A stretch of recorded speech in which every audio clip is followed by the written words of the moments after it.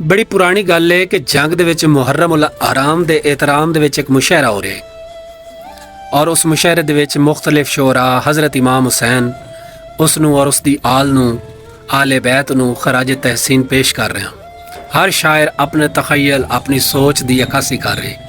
बड़े अच्छे अच्छे शोरा ने कलाम पढ़िया।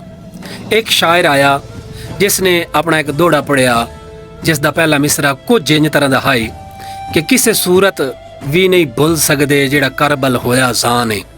इस तरह उस अपना दोड़ा मुकम्मल किया और उस करबला के जिहड़े वाकयात सन उसनू कलब बंद किया अपने बाकी 3 अशार दे विच। उस तो बाद मेरे वालिद मरहूम का नंबर आया और मेरे अबू जी मुशायरे दी जाके स्टेज पर पहुँचे और उत्थे अपना दोड़ा पढ़िया जिहड़ा कि उस टाइम उस पिछले शायर के दोड़े नू सामने रखदिया उन्हें फौरी दोड़ा लिख के उत्थे मुशायरे सुनाया।